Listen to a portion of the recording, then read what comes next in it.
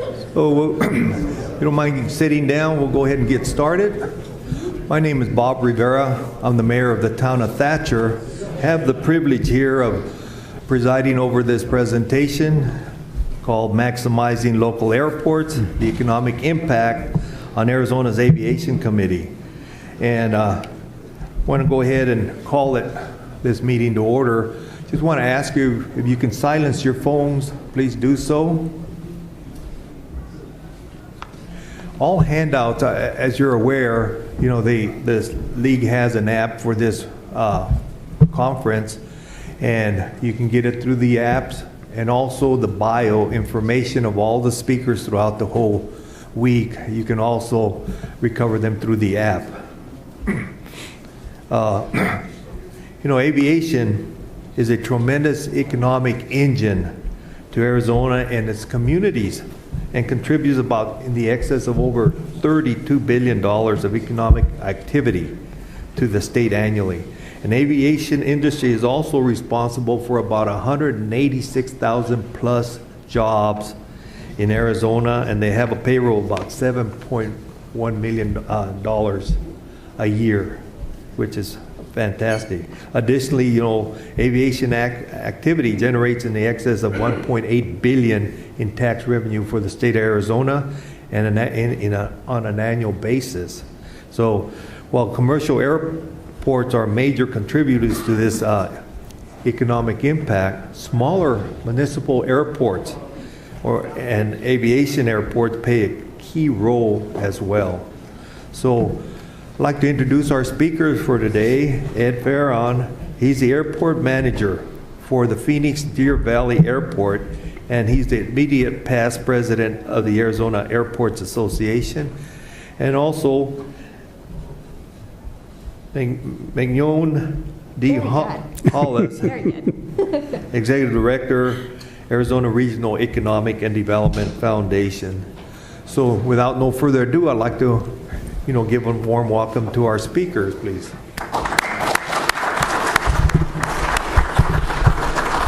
Well, thank you very much, Mayor. I appreciate that introduction, and thank you all for the warm welcome. It's very kind of you. Thank you.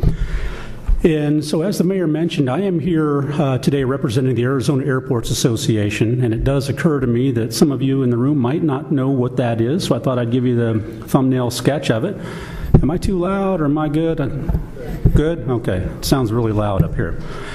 So the Arizona Airports Association is an organization that was founded almost 40 years ago by industry professionals who established it for the purpose of sort of gathering together, sharing information, what's going on in the industry, talking about trends and issues and so forth, and really finding ways to disseminate information to other folks who might be in need of that information.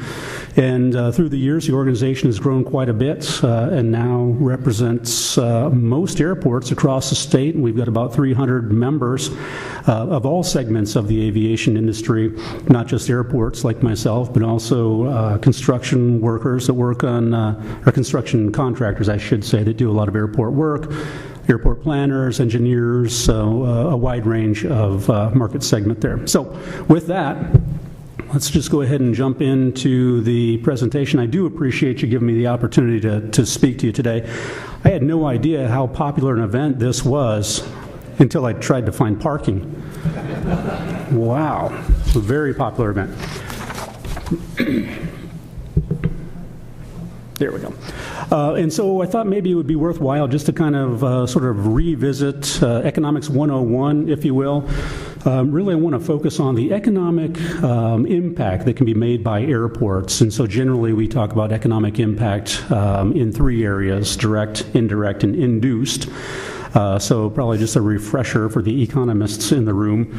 But direct economic impact is revenue that is generated as a direct result of the airport that would not have otherwise taken place.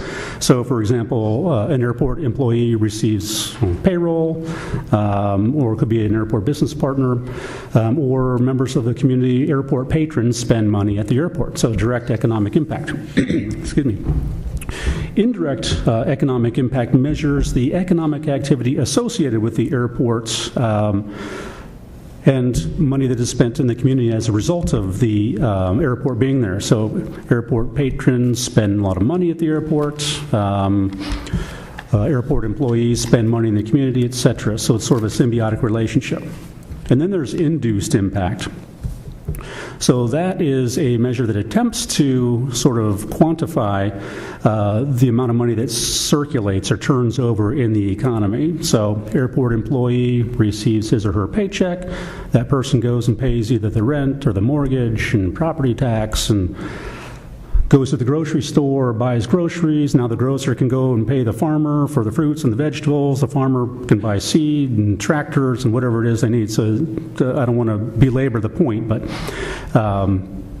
it's how the money is recycled in the economy. So with that, and one other actual point that I want to discuss is oftentimes overlooked, but the economic impact that can be made through airport improvement projects. So airports have a lot of infrastructure, and that infrastructure requires a lot of attention. So what I mean by that is the asphalt of the runways and the taxiways and so forth. It's pretty labor intensive, and so oftentimes, I don't know who it was that first said it, but it's been often said that an airport is really just a construction site where airplanes take off and land.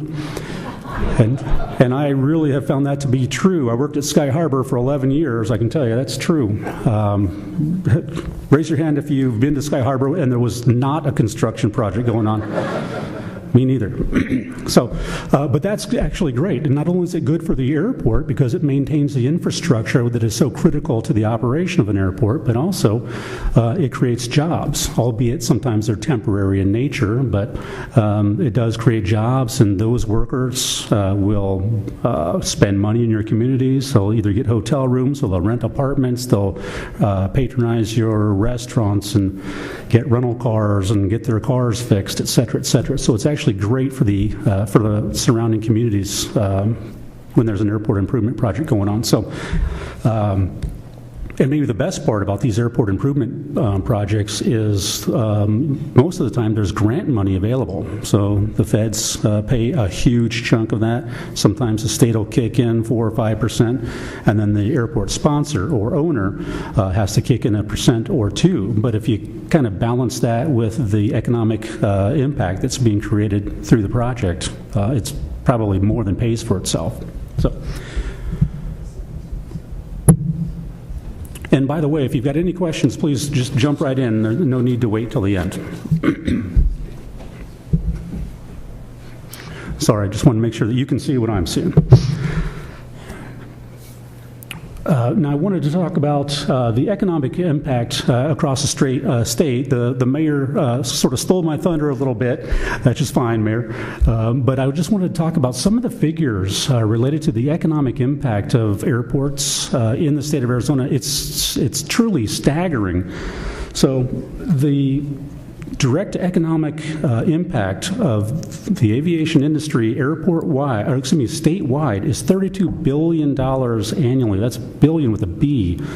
That's a pretty big number. In fact, that's huge. 185,000 jobs statewide related to aviation. So that includes, not only airport workers like myself, people who operate an airport, but also the FAA.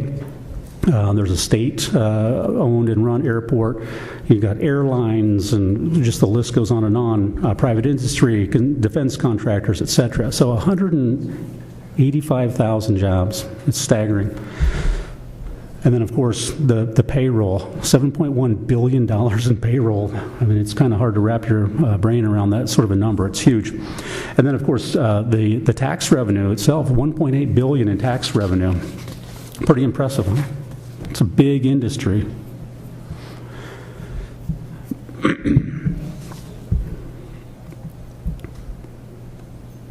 I also wanted to talk a little bit. Sure. Of that $32 billion, how much of that would be airports the size of defense and et cetera? I mean, how does that relate? That's a good question. I don't know if anybody in the back of the room could hear the question, so I'll repeat it. The question was, out of the $32 billion, how much is that, divided to smaller airports, more rural airports, I think is what the question is. And that's a great question. I don't have the answer to that. I don't know that it's been broken down to that level of detail. If it has, I don't happen to have that information. But certainly, the majority of that is generated at Sky Harbor, as you'll see probably in my next slide. I don't know if that's up there right now, but Sky Harbor is a huge contributor to that. However, it's not the only contributor. So, in fact, there we go. Is that Sky Harbor up on the screen? Okay. So, obviously, Sky Harbor is the 900-pound gorilla in the room. It's massive. So, just from Sky Harbor alone, $12.3 billion in economic impact. That's huge. 54,000 plus jobs just at Sky Harbor. And for a guy like me, I grew up in a small town of about 15,000 people. And then I got a job at Sky Harbor where the population at the airport was triple of my hometown. It was very difficult to get used to. It's a small city, really. It's huge. So 54,000 jobs, so that's not only the folks that work for the city of Phoenix that owns and operates the airport, but also the airlines. They've got hundreds and hundreds, well, thousands of jobs there. You think about the ramp agents, the folks that are doing the lav service on the bottom of the plane, fuelers, gate agents, customer service representatives, caterers, maintenance folks, the list goes on and on. 57,000 jobs, staggering, with a payroll of $13 billion annually. So it's huge. Now then, of course, not every community can have a Sky Harbor. We've got a couple of fairly large commercial service airports, but there's also a lot of general aviation airports in communities across the state. What I mean by general aviation is non-commercial, so there's no scheduled airlines. At the majority of our airports, there's over 100 airports statewide, and I'll tell you, there's a lot of economic potential locked up in a lot of them. I can speak to the economic impact of Phoenix Deer Valley Airport extensively, but I don't want to bore you to tears. But as the mayor mentioned, I'm here today representing the Arizona Airports Association, but in my day job, I'm the airport manager at Phoenix Deer Valley Airport up on the north side of town. Pretty busy airport in its own right. And as I mentioned, there's a lot of potential in these smaller general aviation airports. They can be very formidable economic engines, as you'll see here momentarily. So we at the City of Phoenix are very fortunate in that every 3 years or so, we get an economic impact study done. And our most recent figures are up on the screen now. So Phoenix Deer Valley Airport, you might not think it's that big of a contributor, but we contribute just south of $200 million annually in the local economy. Isn't that something? Who would have guessed that? It's incredible. And we've got almost 1,000 jobs at the airport. If you calculate all the City of Phoenix jobs that there are there, we've got an FAA control tower, we've got the state of Arizona game and fish folks that are there, and a number of private industry jobs as well. We've got incredibly busy flight schools that have flight instructors and mechanics and admin folks, and the list goes on and on. So as you can see, it is a significant contribution to the economy of the North Valley. Payrolls of about $72 million. So pretty significant. Any questions on Phoenix Deer Valley Airport? Hearing none, I'll move on. I just wanted to talk to you a little bit about why those numbers are so high. And I take no credit for it whatsoever. It was done long before I got there, so it's not going to be a shameless plug, I promise. So a lot of it is our airport partners. So we are a very busy airport. In fact, we're the busiest non-commercial airport in the state of, in the country, probably in the world. I can't substantiate that because the FAA doesn't track aircraft operations worldwide, but they do throughout the country. It's the busiest general aviation airport in the country, by a long shot, by the way. And so some of our business partners, we have got what they call an fixed base operator, or FBO. So that's a company that caters to aircraft when they fly in, sort of an itinerant operation. It's not a commercial operation, but an aircraft is flying, for example, cross country. It would land at an airport with an FBO, and the FBO would provide services for the aircraft, such as fuel, maintenance, parts if they need it, catering service, ice, lab service. They would arrange ground transportation for the flight crews and the VIPs on the plane, etc. So business jets oftentimes would use an FBO, but also so would some of the piston engine propeller-driven aircraft. They also use FBO. So that's one of our business partners at Deer Valley. We've also got two incredibly busy flight schools, as I mentioned a moment ago, that are huge contributors to the economy. As I mentioned, they've got just the two at Deer Valley have hundreds of employees between the two of them. Flight instructors, mechanics, as I mentioned, administrative staff, the list goes on and on. And these are all good things, I would tell you. Phoenix Police Air Support folks are based at Deer Valley, so you know sometimes you get those helicopters flying around your house, maybe your neighbor's house. So all of those flights in the city of Phoenix anyways begin and end at Phoenix Deer Valley Airport. It doesn't seem like that would be a huge contribution necessarily to the economy, because it's the city of Phoenix Police Department leasing space on a city of Phoenix asset. So basically they're just paying, one department's paying the other department, but it's still an economic contribution because there's still people getting paid and they're spending that money in the economy or in the community. Yes, Mayor. You know, your helicopter ambulances, Yep. do they pay you to park at your airport? They pay us, that's a great question. So they do, but indirectly. And we'll talk more about revenue sharing momentarily, but essentially they pay our FBO, our fixed base operator, and then the city of Phoenix would take a percentage of their gross revenue of the FBO. I'll cover a little bit more in detail to kind of put some perspective on it momentarily. Great question, though. We've also got a restaurant at Phoenix Deer Valley Airport, and that's a tough business to be in, I tell you. A lot of restaurant business, a lot of airport restaurants go in and out of business very frequently. Even here in the Valley, there's a number of examples of that. Phoenix Deer Valley Airport has been very fortunate that we've had, a restaurant open for close to 30 years now, and it's very successful. And it's kind of nice because that in itself can be sort of a draw. Aircraft are flying over, maybe they're flying from New Mexico to California or vice versa or anywhere, and the people on the plane are hungry. They know that there's a restaurant down there, so they'll land, get some food at the restaurant, get some fuel for their airplane, and off they go. These are all great things because it's making us money. And that sort of ties in with the next item on the list. We've got a self-serve fuel island on the airport, and not for cars, but it's for airplanes. So, I think a lot of general aviation pilots are sort of financially conscious. That's a nice way of saying frugal, I think. So, and aviation fuel can be very expensive, so they'll plan their routes ahead of time, and they'll plan their routes around where the cheapest fuel is.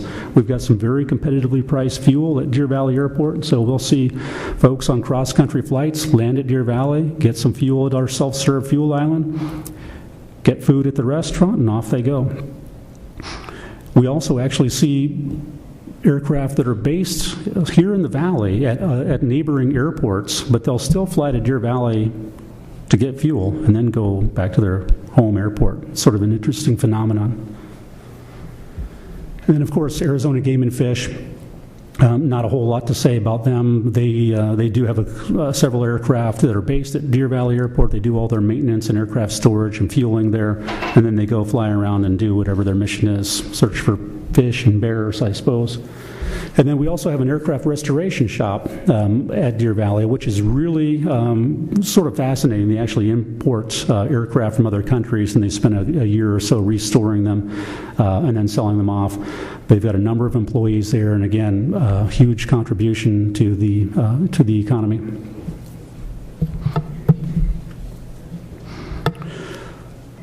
I should probably also take this opportunity to mention that Phoenix Deer Valley Airport is sort of uniquely positioned in that we've got about 200 acres of undeveloped airport property that is available for development. So even though that we've got all these businesses that you'll see up on the screen right now, we're actively trying to attract other businesses as well. We're going to use that 200 acres that we've got to, we're going to leverage that to create new revenue streams for the city of Phoenix and provide, needed services for the pilots. More on that to come in a minute.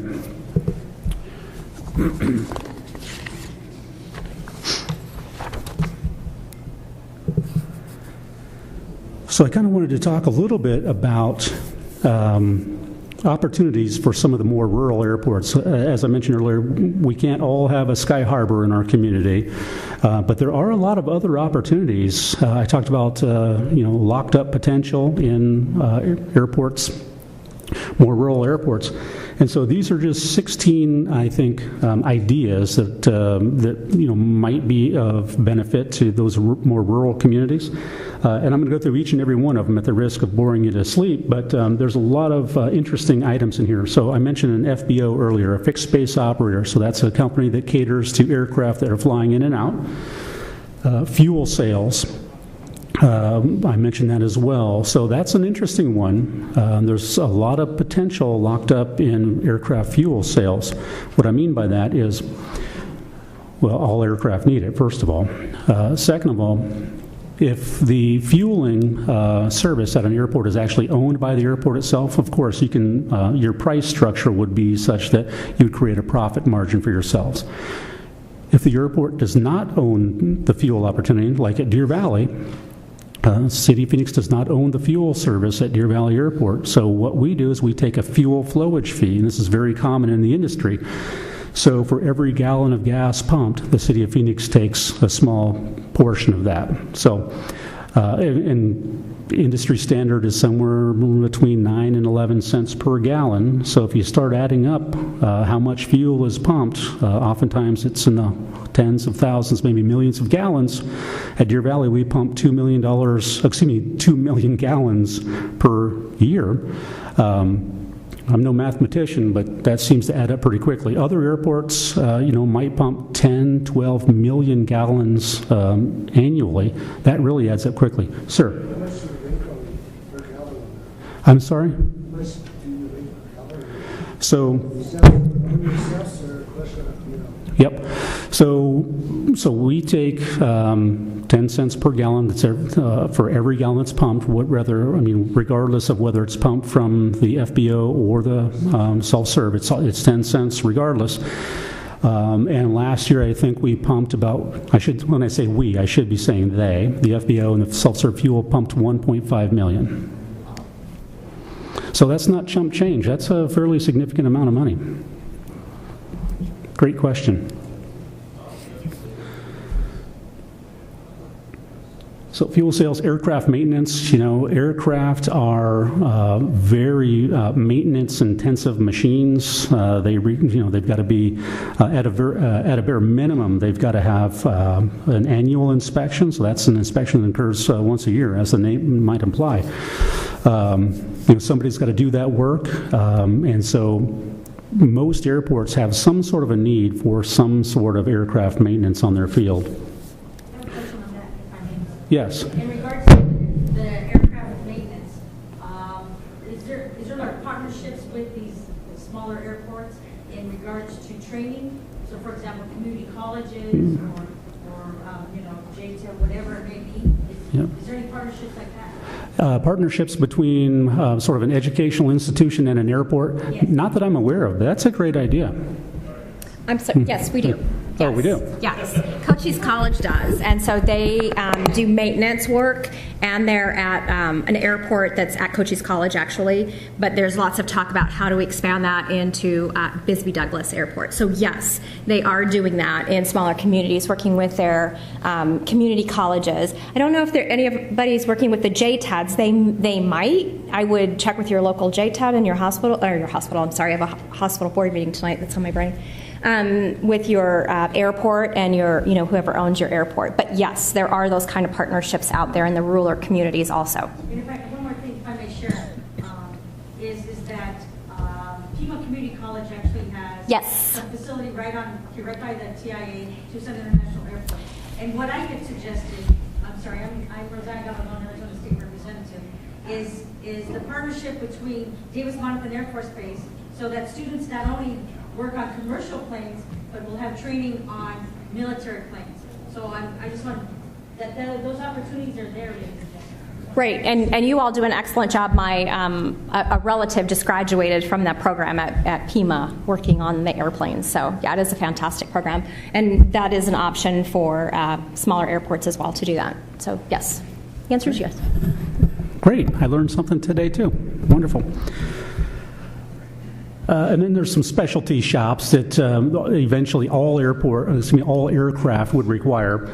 So propeller shops, avionics. Avionics is just sort of a hybrid word, but it means aviation electronics. So avionics. So it's electronic gizmos inside of the airplane. Agriculture. A lot of the more rural areas might have agriculture nearby, and sometimes they'll use crop dusters. So, and obviously crop dusters would have to operate off of an aircraft, off of an airport. So that might be an opportunity. Skydiving, huge in Arizona. So there might be opportunities there in more rural communities. Yes, ma'am. So we have a big controversy at Casa Grande Airport because Yeah. we're not the largest airport, but we're a decent size. And so we're essentially, for lack of a better word, is fighting with skydivers wanting to land at the airport and take off at the airport, but at this moment in time, we're not allowing them to land. FFA has ruled against the city on that. And ours is that we feel like, given that it's going to discourage others using the airport because of the skydiving. Yeah. Do you find anything there? How would you solve that problem of regular private aircraft coming in and other smaller aircraft coming in and coinciding with the skydiving? Great question. I am familiar with what's going on in Casa Grande. And I don't know that problem has been solved yet, but and when I say skydiving, ideally, certainly the aircraft has to take off and land at the airport. The skydivers don't necessarily have to land at the airport. Ideally, you'd want to have the landing site off airport property. Skydivers and aircraft don't necessarily mix. But there's an opportunity done correctly. I'm glad you brought that up. You're saying, but you actually have the skydivers landing on their airport? No, we don't. No, all of these, I guess I should clarify, we don't do all of these things at Deer Valley. These are merely ideas that might work at a rural airport. Okay. Yeah. Thanks for that question. Defense contractors, there's a number of examples of where there's defense contractors located on airport property. I think Falcon Field in Mesa is a great example of that. Flight training, which I mentioned earlier, is huge in Arizona. And this actually goes back to World War II times. We've got some pretty beautiful weather here in Arizona. Maybe not so much in the summer, but it's still good flying weather. I think we've got 350 flying days per year. And this is sort of a global destination. We get pilot candidates from literally all over the world come to the United States to do flight training. And the three big states are Arizona, Florida, and California. And so, if you compare the number of flying days in Arizona to the number of flying days in Florida, for example, we outperform them quite a bit. We don't have hurricanes and all that nasty weather that they do there. So even going back to World War II times, this is a huge training state. A number of military installations were here, and you'll still see that today. Lots of flight training. Just look around the valley, Phoenix Deer Valley, Phoenix Goodyear Airport, Glendale, Chandler, Falcon Field, you name it, lots of flight training activity here. And there can be money to be made for the airport owner there. The City of Phoenix, at the City of Phoenix owned airports, takes a certain amount of money per flight hour for each one of those training operations, and of course a fuel flowage fee, and of course we make money off of land leases and so forth. And was there a question over here, sir? I wanted you to, if you don't mind including in Yuma as well. Yuma as well. It's because we have the Marine Corps, the Joint Strike Fighter down there, and they have a lot of the, what we have there currently, the WTI. They actually do the training right there in the city that they use for real operation. Interesting. As is for what you go. Yep. Do you say WTI? Yes, but it's training instructions. Okay. We have Marine Corps pilots that actually go down there and Air Trap Marine and Infantry Battalion. They helped us out a lot in Iraq. Yeah, outstanding. Definitely don't want to skip out on Yuma. Was there another? I thought, yes, sir. Yes, based on your tax and your fees, those monies go to the airport or to the city? Well, they go to the, good question, they go to the City of Phoenix Aviation Department, and so that's a great point of clarification. So the FAA is very sensitive to a practice called revenue diversion. So money that is generated at the airport really needs to be spent at the airport. So in other words, I can't make money at Deer Valley and then siphon that money over to another department, library, for example, so they can buy books. The money that's made at the airport's got to stay at the airport for projects and so forth. Great question. I mentioned restaurants earlier. These things, it's great if you can have a restaurant and keep it in business. There's a number of airport restaurants at airports throughout the state that are huge destinations. Deer Valley is one. Chandler Airport has a nice airport restaurant. Sedona, I think there might be one in Prescott. Yep. Payson has one, and so it kind of turns your airport into a destination. Anybody ever heard of the $100 hamburger? No. Yeah. So I don't know why, but and pilots do this all the time. I'm a pilot, and I can tell you it's true. We'll fly to Sedona and get breakfast. And breakfast costs $8, but it costs $100 to buy fuel to get to and from. So, but it's fun, and people do it. So going back to specialty shops, aircraft interiors, there's not a lot of options in the state for shops that or for folks that own aircraft. They need a new aircraft interior. A lot of those folks will fly out of state. Engine repair, painting services is a big one. There's a couple of examples I can think of off the top of my head of airports that have aircraft painting services at their airport, and they become destinations. Wickenburg has an extremely popular paint shop at their airport, as does Kingman, Arizona. So these are draws that folks might not otherwise go there, but then they do go there, and they spend a lot of money on that, and they might have to stay the night, they get a hotel, and so these all contribute to the sort of the economic engine that is the airport.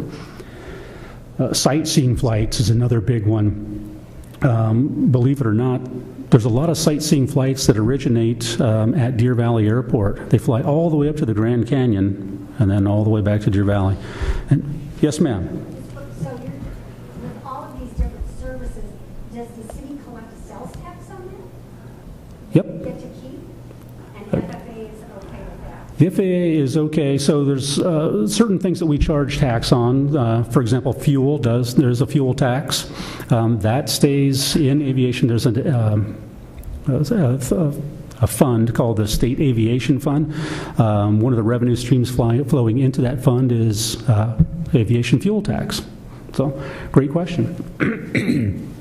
Spaceports is a phenomenon that's just sort of emerging right now. I don't know if there are any yet established in Arizona, but there probably will be. You'll see some in other states, like Indiana, California, I believe New Mexico has one. So this is sort of an emerging opportunity that would be coming up.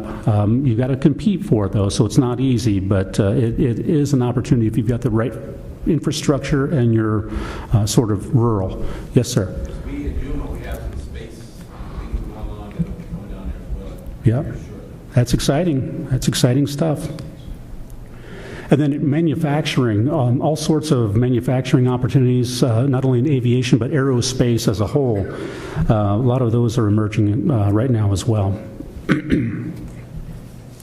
So then you might, just to kind of maybe dig down a little bit more and talk about how does an airport make money on these sorts of businesses that would crop up at your airport. So really it's in three primary ways. So land leases. Oftentimes airport property is acquired by the use of FAA grant funds.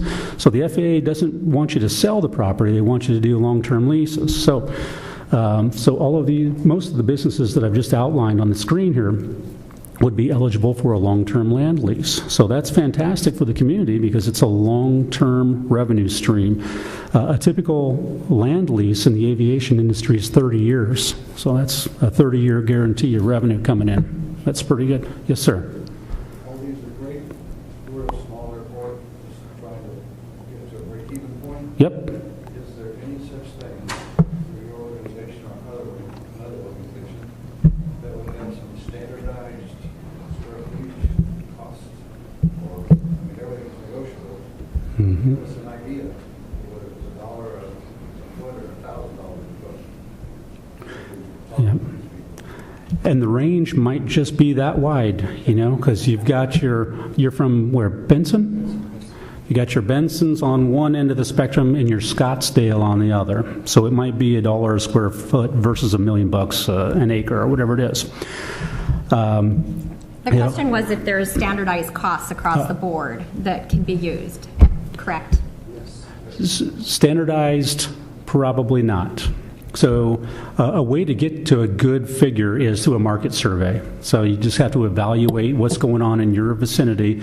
If you've got no other airports nearby, call the closest ones, ask, and do your own sort of benchmarking, if you will. Take a survey, and then come up with an average. And it's a balancing act because your pricing structure has to be enticing enough to attract a business to come onto your airport. Yet the FAA wants the airport to be as financially self-sufficient as possible, which means they want you to charge as much as you can get for it. So it's sort of a balancing act. But to answer your question, there's not a standardized, I couldn't say, well, 30 cents a square foot.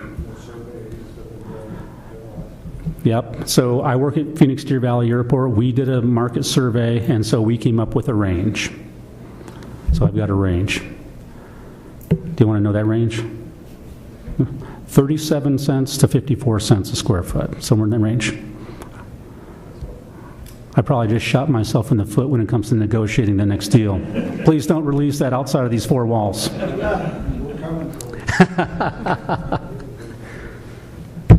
And so an airport can make money off of land leases. You can also make money off of a concept that I briefly touched on when the mayor asked the question. So there's something called revenue sharing. So let's say you rent out some dirt to a business. You can either charge them 37 cents a square foot, which you could call a minimum annual guarantee or MAG, or there's a concept called percentage rent. You'll see that in other areas outside of aviation as well. So you can pay me, for example, $50,000 per year, or I want 3% of your gross sales, whichever is more. Revenue sharing. So I guess the point of this is there's many different ways a lease agreement could be structured to ensure a steady revenue stream to the airport owner. And of course, we talked about fuel sales at length, so there's money to be made in fuel sales as well. Questions on that? Hearing none. Way in the back. Oh, yes, sir. I noticed that on your list you didn't have hangars, or hangar space, hangar rental. Yeah. So that's a great one. It's probably would have been a great item to add on to this list here. There is opportunity out there for hangars and money to be made off of them. I would tell you that, so there's really, for the purposes of this discussion, a couple of different types of hangars. The T hangar, quote unquote, for the regular guy that owns a small plane and wants to keep it indoors, a T hangar. That market is not quite as strong as it was prior to the economic downturn of 2008, and I'll illustrate that. I hate to keep using Deer Valley Airport as an example, but it's what I'm most familiar with. So we've got just under 800 hangars at Deer Valley Airport, 100% occupancy, and we've got a wait list. However, prior to 2008, that wait list was about 5 to 6 years to get into a hangar. 2008 happened, and slowly that wait list dwindled from 5 years to 4, and then before you knew it, we were at about 1 month. We're creeping back up now, slowly but surely, so there is still a demand there, but it's not nearly what it was prior to 2008.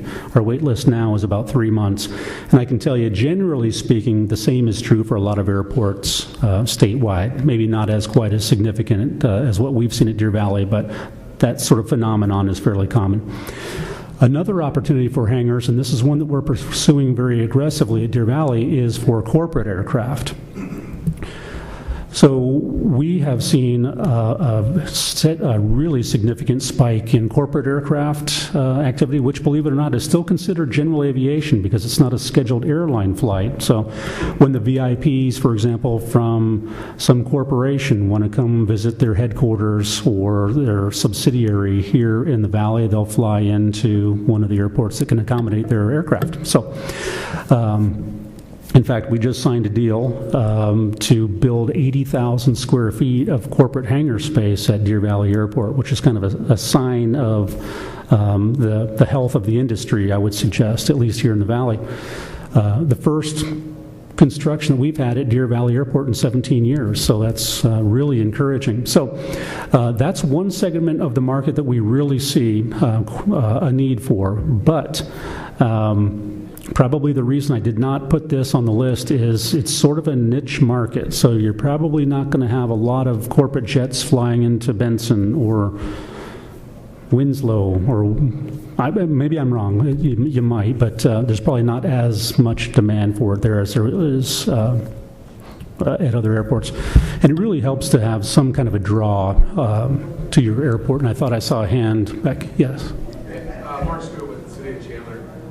Just a couple questions, or two-part questions. One, for that corporate entity to track it, what type of runway length do you need to have for that? And then two, is there a central sort of marketing agent that lets people know that you're available for business if you want to track that? Both outstanding questions. The length of the runway, so that requirement is all based on the most demanding aircraft that's going to fly into and out of your airport. So I hope I don't get too much in the weeds here, but so airports that are really doing some serious planning have an airport master plan. I think Chandler probably has one. And one of the things that you do in an airport master plan is you identify what you call your critical aircraft.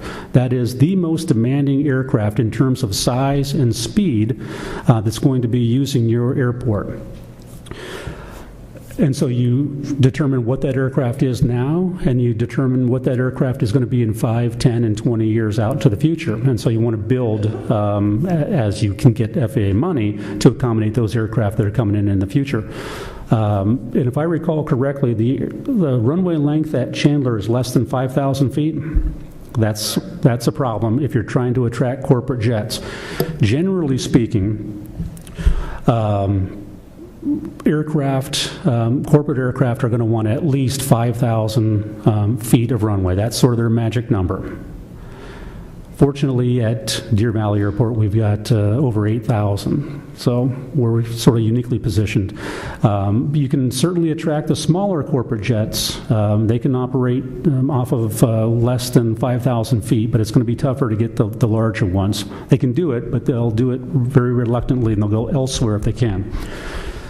To answer the second part of your question, is there sort of a central person that we would work through to market or advertise the property?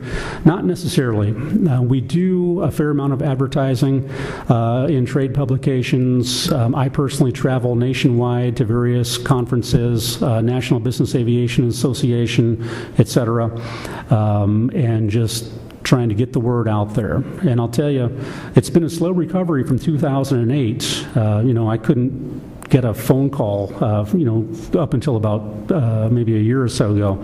Now my phone's starting to ring a little bit, so it's kind of a sign of the economy might be picking up. Yes, sir. Question for you on smaller areas that we're doing that. When you're putting up your state land, how hard do you find it to be able to get some of the state land up or not to state land or whatever? Unfortunately, I don't have any experience with that whatsoever. I'm sorry. So the question was, how difficult is it to negotiate to get additional runway space or anything when you're bucked up against state land like we are in Cochise County? Yeah. Wish I had an answer for you. We're working on it. Yeah. All right. Let's see. What else have I got? So this is certainly not by any stretch of the imagination a complete list, but I did want to identify what I thought are some of the keys to success if you were to try to go down this route and turn your airport into a moneymaker. There are a few keys that I was able to identify. Probably the first of which is, the maintenance of your airport infrastructure. So what I mean by that is, as we discussed earlier, the runways and taxiways are the critical elements of your airports. If the asphalt's in poor condition, it can actually run the risk of damaging aircraft, either getting kicked up into their propellers, ingested into a jet engine, getting caught up in landing gear, and so forth. If your airport is not in good condition, nobody's going to want to, well, I shouldn't say nobody, but a lot of pilots are not going to want to fly in there due to the potential risk of to their aircraft. However, also as I mentioned, there's grant money available both at the federal level and the state level to help you maintain your airport. There is a match portion, but it's a very small percentage, usually only 1% or 2%. So that's something that you really need to make sure that you're looking after. You want to have good airport infrastructure. And of course, as we also discussed, you've got to have affordable ground rent rates, and you've got to find that balance between whatever the market will bear and the FAA's desire to have you become financially self-sufficient. And also, it does help if you happen to have either if your community is or is neighboring to sort of a destination type of a community. What I mean by that is, for example, as we discussed earlier, Sedona is, or maybe we didn't discuss that, Sedona is a huge, it's just gorgeous, right? It's got the most unbelievable scenery I think I've ever seen, and consequently there's a lot of sightseeing flights there. Sholo also happens to be a destination. They've actually got scheduled flight service there, or scheduled airline service that goes in and out of there. Sholo is beautiful. The same could be said for Prescott. Lots of folks will want to go up to Prescott and get out of the heat. There was a question in the back, sir. Oh. Yeah, I wanted to ask a question before you got too far away from federal and state grants. Yeah. I know several years ago, I've not been associated with it too much lately, but several years ago there was a big push by the FAA to get non-aviation oriented businesses off of airports. I know they tied some of that to grant monies.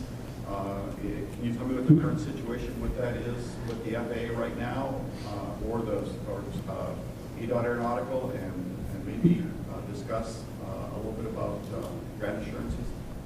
Whew. How are we doing on time? That's a good one. So, boy, there's a lot going on with that question. So, the FAA, just for everybody's background, the FAA does encourage, since airport property is fairly limited, they do encourage that airports only have aviation businesses on airport property. There are certain circumstances when you can allocate a certain portion of your property for a non-aeronautical use, but it's generally speaking only can be used for that purpose if an aviation use cannot be found.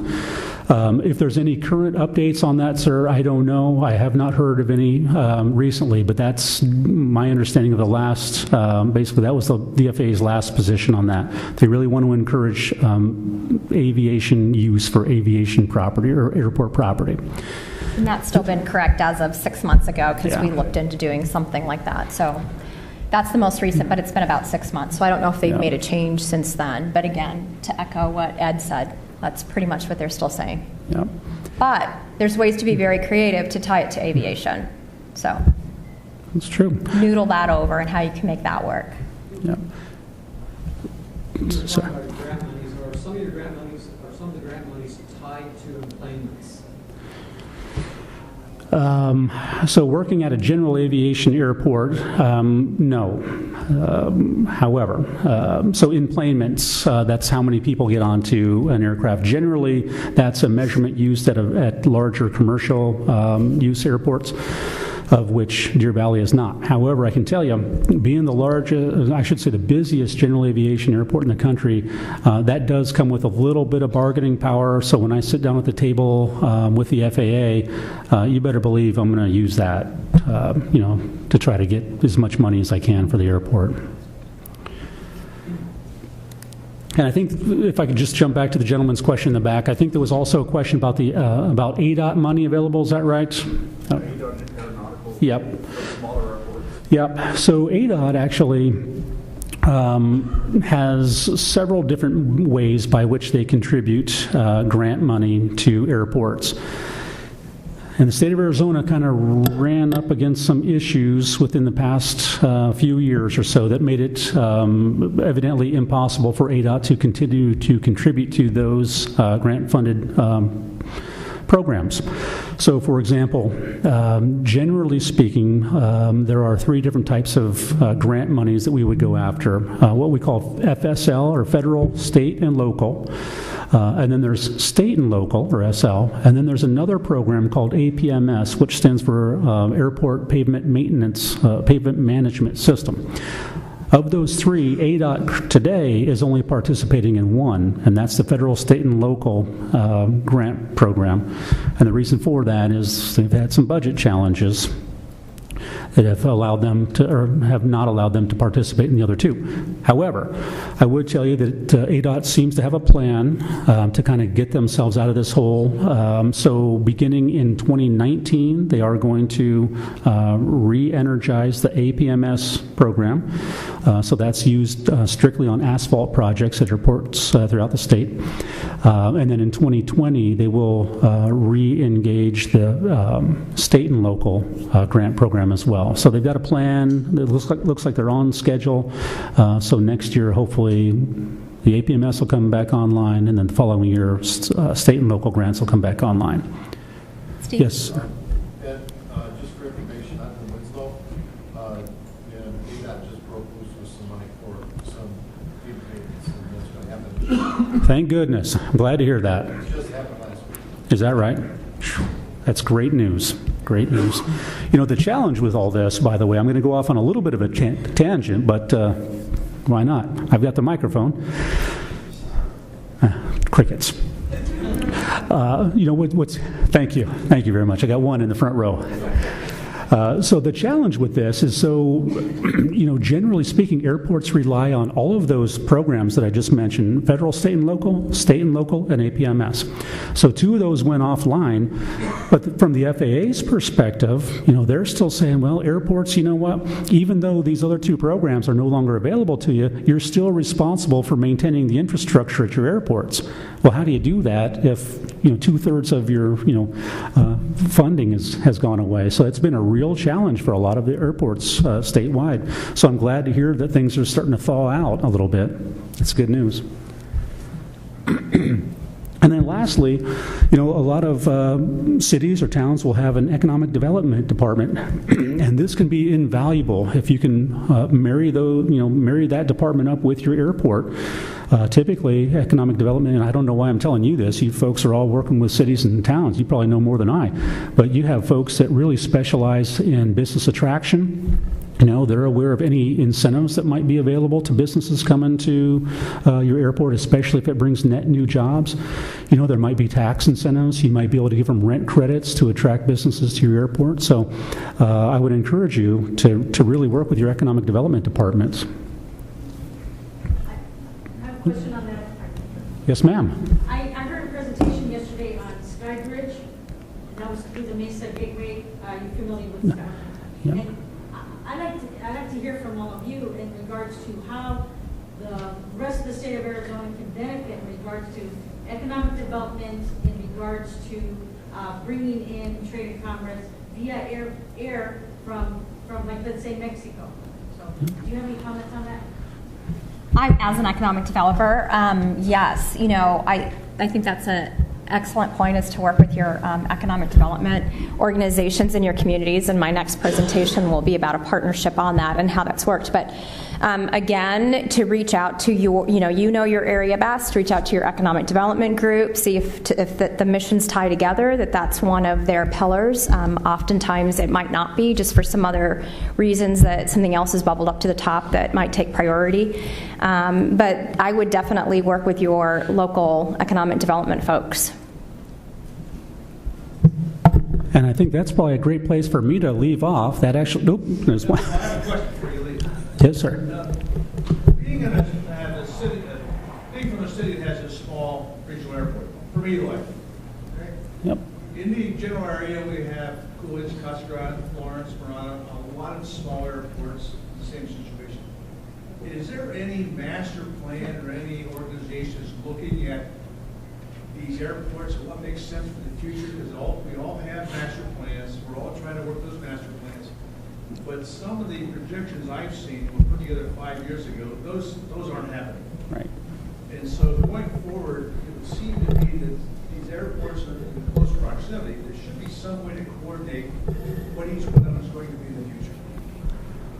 That is a good point. And generally speaking, master plans are done, they're very airport specifically. They're not looked at from a regional type of a level. So to answer your question, no, nobody's really looking at that. From a higher, with that 30,000 foot level. It's a good point. One thing I also want to mention, you mentioned your master plan is 5 years old. That is, generally speaking, a master plan should be revisited every 7 years or so because things change. Just for example, here I go back to the Deer Valley well one more time, but we just completed an airport master plan in 2015. Our previous one was done in 2007. And it was a classic example of why an airport master plan should be revisited every 7 years. So the master plan was done in 2007. Of course, and by the way, this was prior to me. I'm not blaming him. I'm not taking credit, but it was prior to me being at Deer Valley. And boy, there was some very optimistic forecasts in that master plan, very optimistic. And of course, none of them came to fruition because 2008, just the very next year, the economy sort of went south on us. So a great example of why it should be revisited every 7 years or so. So I'm a little long-winded. To answer your question, no. Oh, one more question in the back. Yes, sir. I have a question and a comment. You were talking about engaging economic development department, and that's exactly what Preston did. We have an economic development contractor, and he actually was really instrumental in bringing the world headquarters for a company, an Israeli company called Avionics, to Preston, and they are going to start to produce electronic airplanes. And so we are the world headquarters for aviation. And by the way, we also got an EAS contract with SkyWest, American Express, or United Express, and they're going to be flying 50-seat RJs into Preston, going to LA and Denver. That's outstanding. Actually, both of those are huge news. So congratulations on both of those. That's outstanding. It's wonderful. And so that concludes my portion of today's discussion. I'm now going to turn it over to my colleague Mignon to continue on with the discussion. So good afternoon. I get to do the fun case study, and I'm so glad I have my fans right here in the front and the partners for City of Benson. And it's good to see you, Steve, and my mayor, Rick Mueller. So thank you all for being here. So this is entitled Aerospace Arizona. The introduction came, I am, of course, my name is Mignon Hollis, and I'm with the Arizona Regional Economic Development Foundation. We formed this organization called Aerospace Arizona specifically around aerospace and what we could do in this state. Sir, you were talking about leveraging and taking a greater look at what's happening to the different airports. This is something that we took on as an organization to do. And as we started working more and more in the aerospace industry, we saw that it was vital to form this Aerospace Arizona Association that specifically works on airports, and that's its sole mission. So we have a fantastic partner with the City of Benson, and we've done some very exciting things with them, and we have a memorandum of agreement with the City of Benson. And again, thank you, gentlemen, also very much for your support in the work that we have done. So talking about collaborating and working with an economic development organization in your communities, this is an example of what we've been able to do. But I want to give you a next slide, and Mayor Mueller, you are not allowed to answer this question. Okay. What is this? Aviation rooms, flight rooms. Exactly. Can you point out where Cochise County is, and can you point out where Yuma is? Right. The two big holes on there, correct? Okay. So taking a look at this shows you where it's not busy and where there's opportunity. That's what that tells you. Let's move to the next. This is a better one of Yuma and where we are at Benson and Sierra Vista down in those quadrants. So then again, you can see that there's opportunity. We're not in any flight path. In Benson, it's unrestricted airspace. So now taking a look specifically at Benson. Now, I need to tell you, as our organization, we're working with all of the airports in Cochise County and to include Safford just because of their location and where they are in the airspace and where we can cut paths off. We've started with Benson as our hub because it's just in the very best location. And again, you can see that from the map. So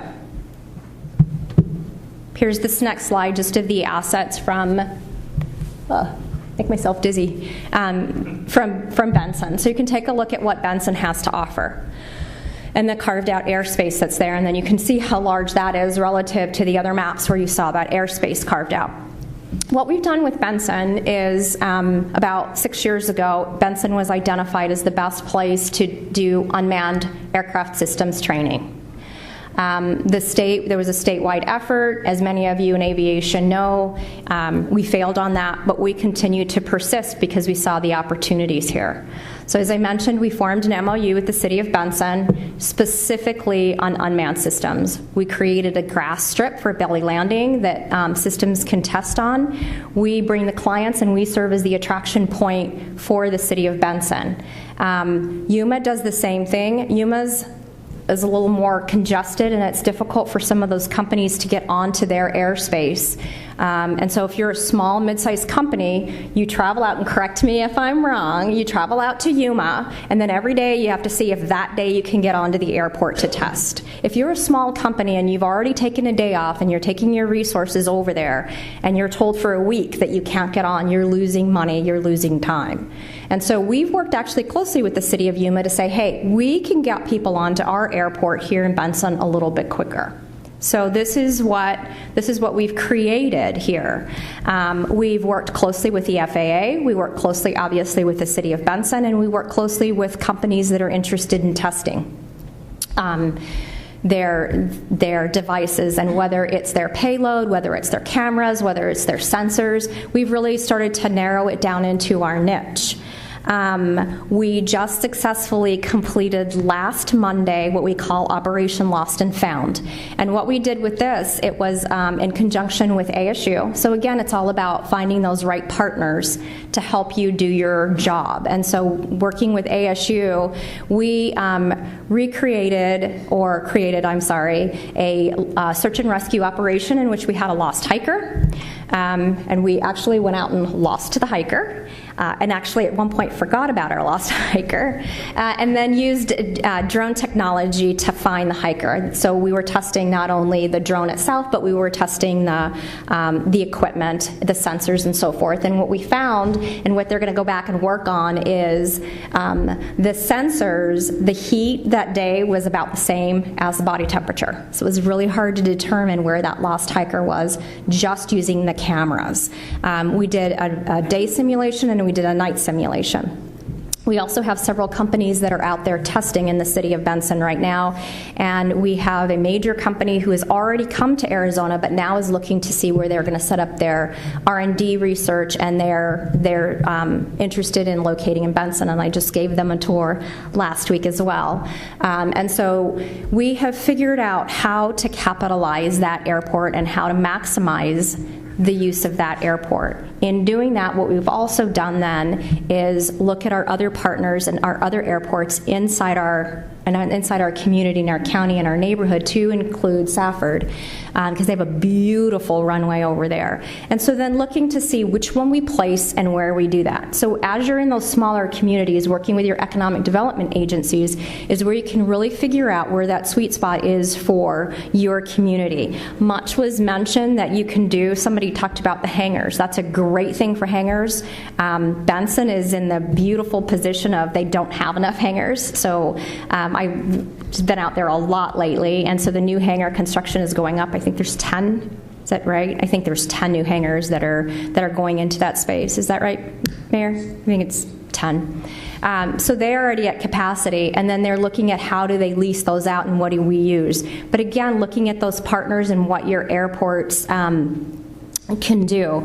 There's, as was mentioned earlier, you can look at, we've had companies come in wanting to do flight schools or mechanical training. We've looked at, and not just flight schools from the aviation standpoint, but also from the unmanned aircraft systems. And then you have to decide, and what we're doing as an organization is figuring out which airport is best as we're trying to have that vision for the next 10 years out. What does that look like, right? Because if we put all of it at one airport, they'll be at capacity. So as an economic development group, we're looking and we're working with each one of the municipalities in their airport to say, okay, you're in the best spot to do the training. You're in the best spot to do the flight school. And Benson is easy, just given their airspace. We know that that's the best airspace to do training for unmanned systems. Yes, ma'am? When you're talking about partnerships, can you tell me a little bit about partnership with, like, let's say Fort Huachuca, because you also indicated FEMA as well. So right. So is there a conflict? No, there's no conflict, and that's again because so we work closely with Fort Huachuca to identify that Benson is this great spot for us to test because it does not interfere with the operations at Fort Huachuca. More importantly, Fort Huachuca's operations don't interfere with the work that's being done at Benson, just on the frequency. But there's communication across the board all the time for partners, and we have numerous partners. I'm just hitting on the major ones that we needed to get on board to make this project work. And the city of Benson has been absolutely fantastic to work with. And so thank you all so much. Talking about food, it's difficult if you're a small airport to have some sort of a restaurant that would be sustainable. The Benson airport is busy on the weekends with some commercial flights coming in, but again, define busy. Not enough to sustain a restaurant. So there's talk about just having a food truck out there, but the nice thing about Benson too is that the golf course is right across the way, and they're able to cater and bring in food right away. So there's some other things that as you're a smaller community you'll want to look at. You had talked about the failure rates of restaurants. Former life, I worked in the Small Business Development Center working with those small businesses, and restaurants is the hardest one to work. So if you're talking about trying to get a restaurant out to an airport, that's a big haul, especially for them looking at their profitability. But if you can have something on a busy time and bring in a food truck or do some other things, that would really work. So again, we've just really leveraged all of our resources As far as with the grant funding, I know that we're working on a fuel farm right now, and that is, we have a loan for that. It's through the rural development grant, but it's a no interest bearing loan that we'll have to put in the fuel farm. But again, it's just defining one project at a time, because as you know, when you're from the smaller communities, resources are so very limited. So to find somebody that could just write grants or somebody that could just manage something is really an overwhelming task. The other things that you can consider is what you have naturally inside your communities that gather around your airports. So you had mentioned agriculture. I know in Yuma that's used quite a bit. They're also using unmanned systems over in Yuma for their agriculture in conjunction with the airport. The ranchers are very interested also in the technology, not only the technology of what drones could bring, but also as far as having an airport just is what makes sense for them. So taking a look and really we've all talked about asset inventories and what those are and what they look like, but what you'd want to do is drill further into that asset inventory and saying, okay, we have an airport, but now how can we leverage that airport for something that makes sense for our community? And again, I'd be happy to share how we went through this. It was a pretty quick process with the City of Benson, and we've been doing this in a formal partnership probably just the last year and a half. But we've been working for several years on this to see what would make sense, how would the fee structure work out, how do we work through all of the quirks as they come up, to even include open meeting law when we're having an event out at the airport. Who do we invite so that we're not violating any open meeting laws? We've created that hub. We're really looking forward to our continued relationship at Benson. We're looking out long term to what that looks like. You had talked about spaceports. That's something that we've also discussed. The problem with the spaceport is the cost that's involved up front. And just to do the feasibility study, you're looking at almost $1 million. So inside our Aerospace Arizona Association, we do have a component that's looked at the spaceport. But again, just coming up with the money that it just takes to get that done, the feasibility study, is why there's been lots of talk in Arizona on how we do that. But, when you come down to that feasibility study and coming up with $1 million, and then that's just the first part of it. And then I think long term it's up to, $3 to $4 million that you're looking at. So again, trying to find a community that could support that in itself becomes a challenge. And that's all that I have. There's a lot of pieces that went into working with the City of Benson. But if you have any questions, we'd be happy to answer them. And you're fortunate enough to have the mayor and 2 council people here as well, so they can tell you how it's worked or how it hasn't worked. Are there any questions? Not, we'll go ahead and adjourn, but before you leave, the next concurrent sessions start at 3:20.